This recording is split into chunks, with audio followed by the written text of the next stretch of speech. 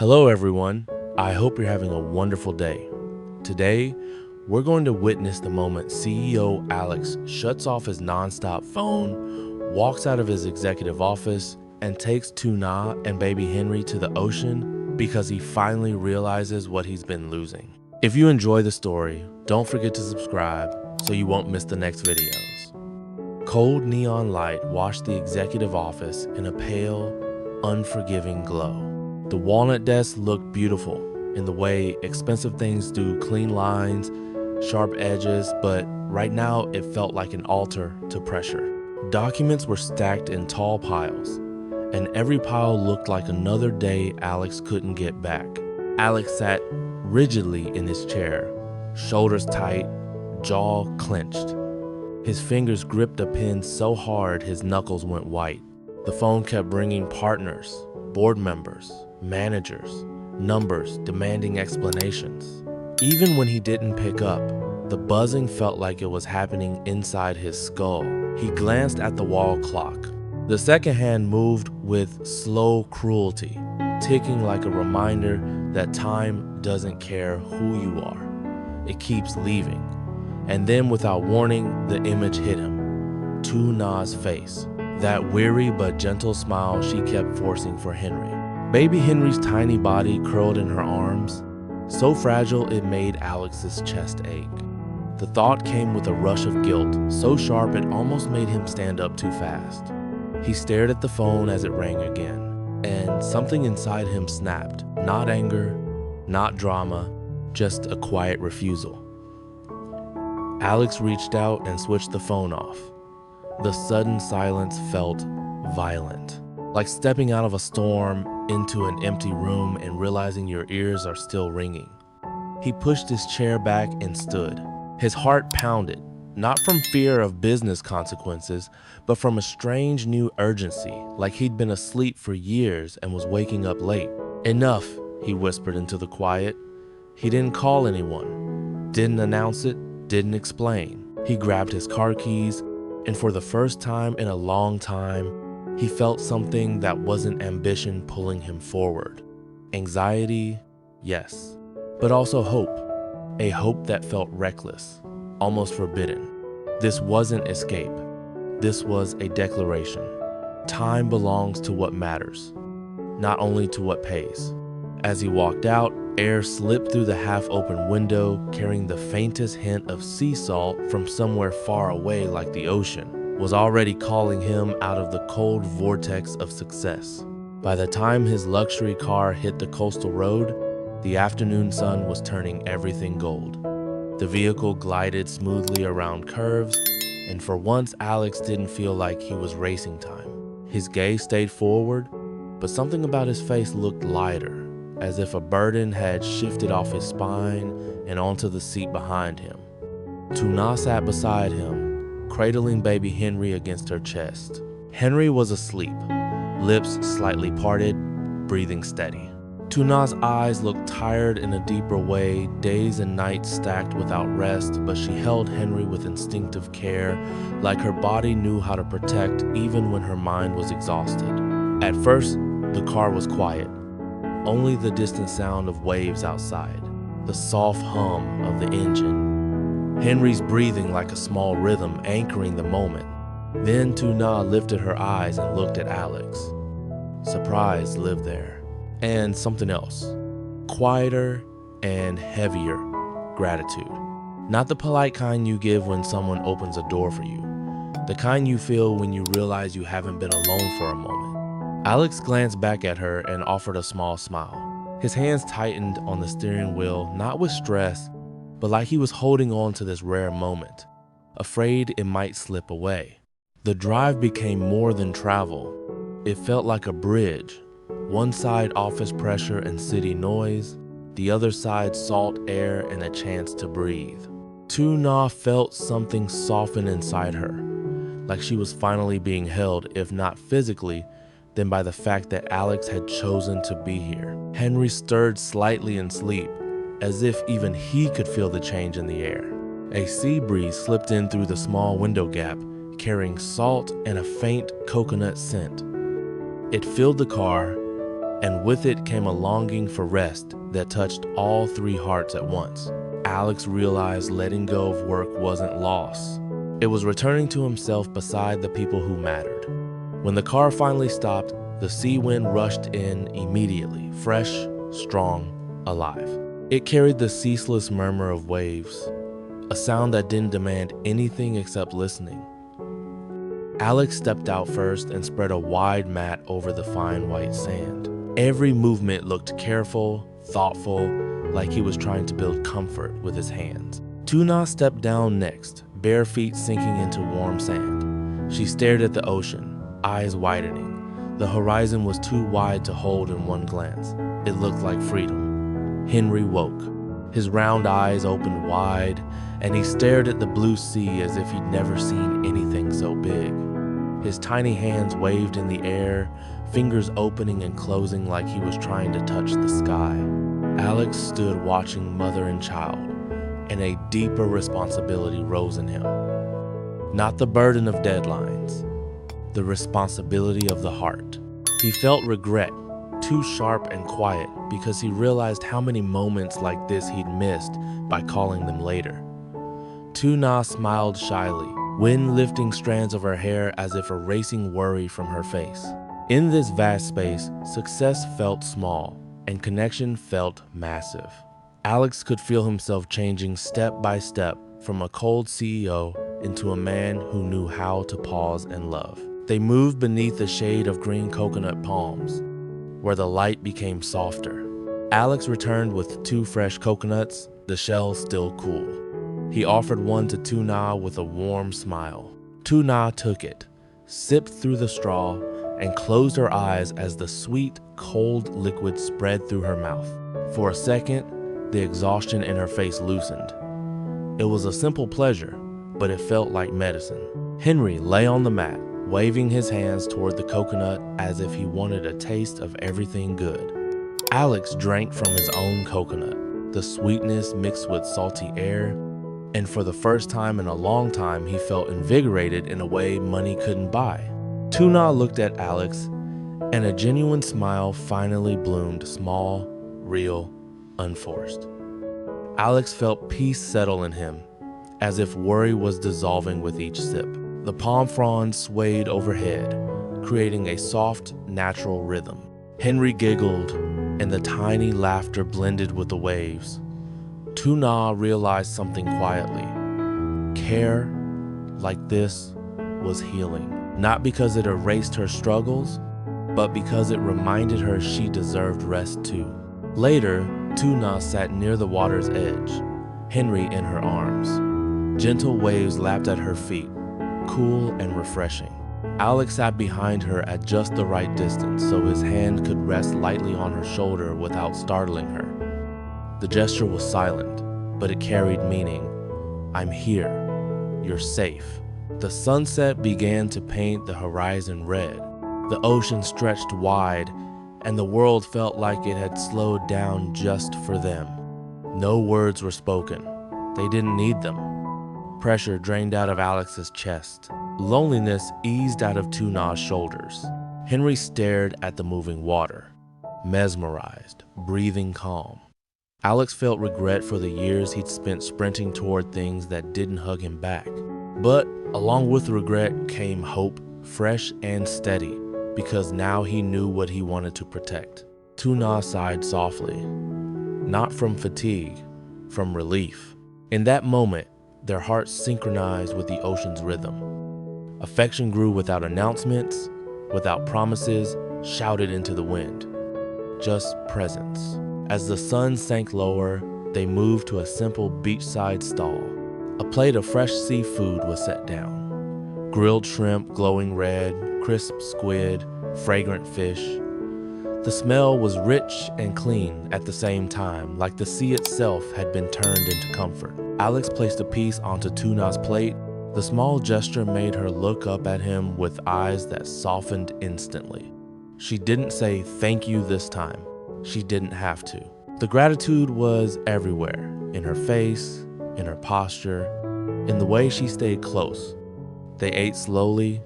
Soft laughter slipped out between bites. Henry lay nearby, sheltered from the breeze, cheeks rosy from fresh air. For Tuna, sharing a meal like this felt like remembering what life could be when you weren't doing everything alone. For Alex, every bite tasted like a lesson. Simple joy was not a luxury. It was the point. Dusk gilded the world. Waves sounded like background music for a bond deepening quietly. And as they sat there, Alex understood clearly. Postponing work today hadn't weakened him. It had made him more human. Dusk settled in slowly, the kind of dusk that doesn't drop like a curtain, but creeps in gently, letting you notice each shade change. The sky turned from gold to peach, then to soft rose, and the ocean kept breathing the same way it had all afternoon, steady, patient, endless. It was as if the waves were telling them, nothing is urgent right now. At the little beachside stall, the last plate sat half finished. Shrimp shells piled in a neat corner. A few pieces of squid remained.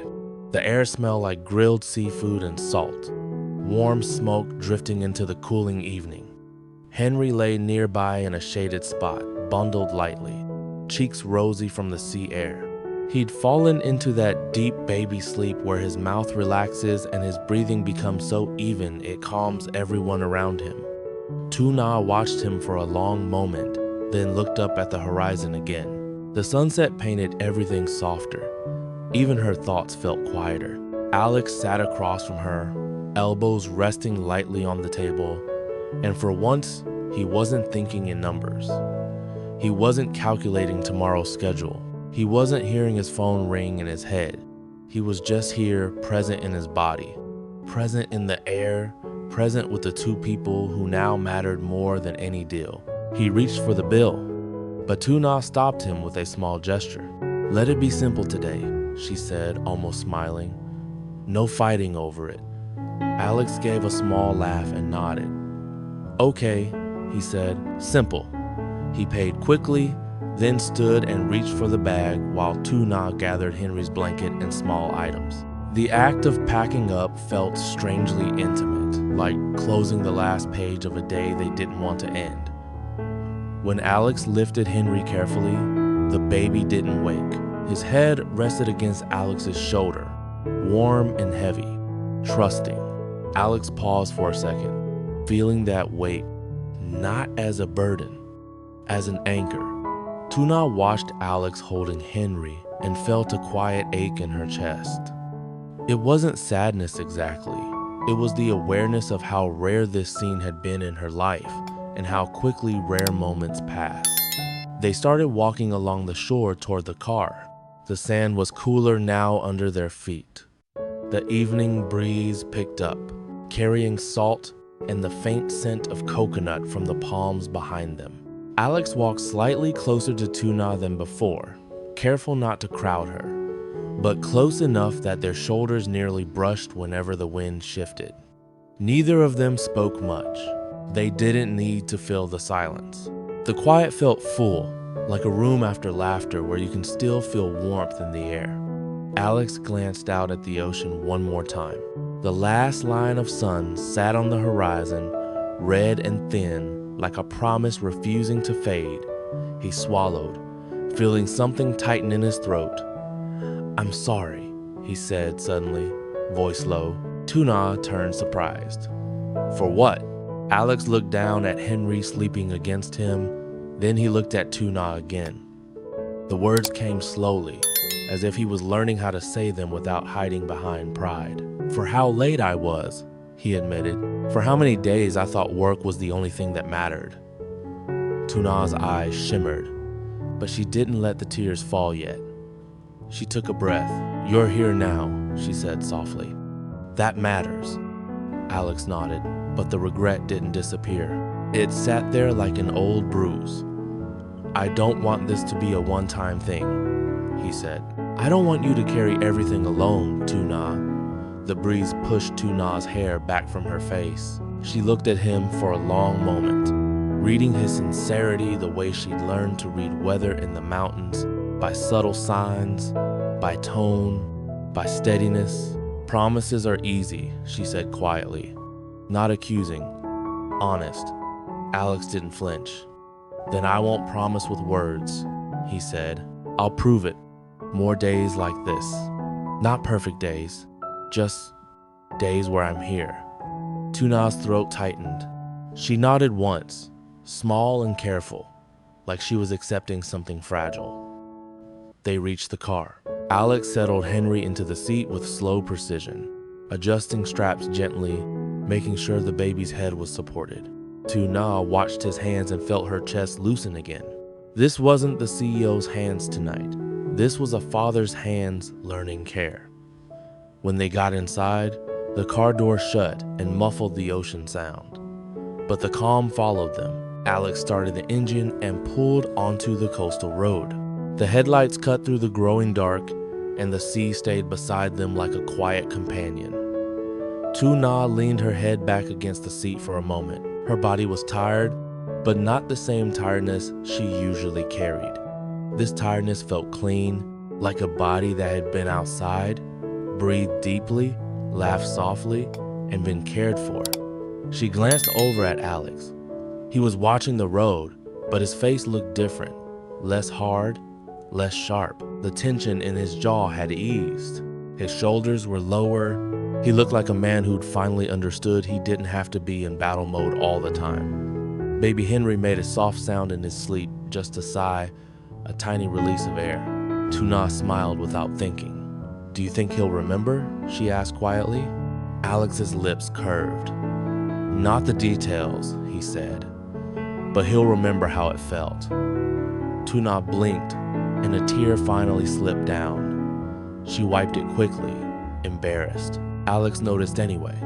He didn't comment. He just reached across and rested his hand briefly over hers on her lap, then returned his hand to the wheel. The touch was small, but it carried a promise louder than words. As they drove, Alex's thoughts tried to pull him back toward work. The board, the calls he'd ignored, the consequences waiting tomorrow. But each time the anxiety rose, he looked in the rearview mirror and saw Henry sleeping, and he felt the ocean air still lingering in his hair. He reminded himself, today wasn't a mistake. It was a correction. Tuna stared out the window at the darkening coastline. She thought about her lonely meals, her quiet house, her endless responsibilities, the way she'd learned to be strong because she had to. Tonight, she felt the burden shift, not disappear, but shift like someone had lifted one corner of it so she could breathe. When they reached home, the lights inside felt warm and familiar. Alex carried Henry in with gentle care. Tuna unlocked the door, then stepped aside, watching Alex move through the doorway like he belonged there. They didn't rush. They changed Henry's diaper, wiped his face, and settled him into his crib. Henry stirred briefly, eyes fluttering open, then closed again, comforted by familiar hands. Tuna tucked the blanket around him. Alex stood beside her, watching, quiet. When they stepped out of the nursery, Tuna paused in the hallway. The house was silent now, but it wasn't oppressive. It felt like rest. Alex looked at her, and his voice came out low. "Today changed something in me," he said. Tuna's eyes held him. "Me too," she whispered. Alex took a slow breath. "Tomorrow I have to face the consequences," he admitted. "But I don't regret today, not for a second." Tuna nodded. "Then we keep going," she said, "day by day." Alex's gaze softened. "Day by day," he echoed. Outside, the night was fully settled. The ocean was far, but its calm remained inside them. Henry's birthday hadn't been today, and there were no candles, no big celebration.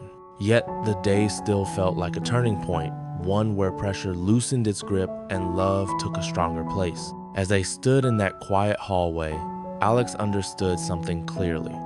Postponing work wasn't weakness.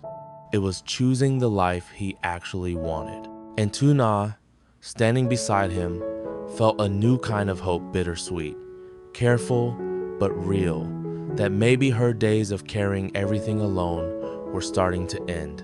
Overwhelmed in his neon-lit executive office, CEO Alex suddenly snaps, turns off his ringing phone, and chooses family over profit.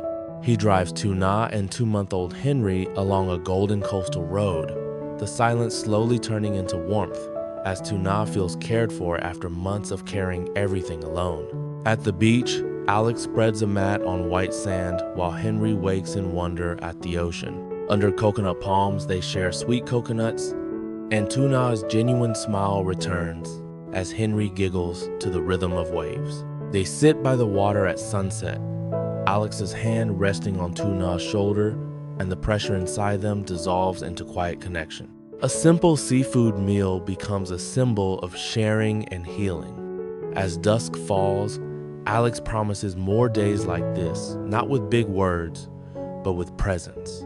They return home calmer, Henry sleeping peacefully, and both adults feel a lasting shift. Love and balance will guide their future.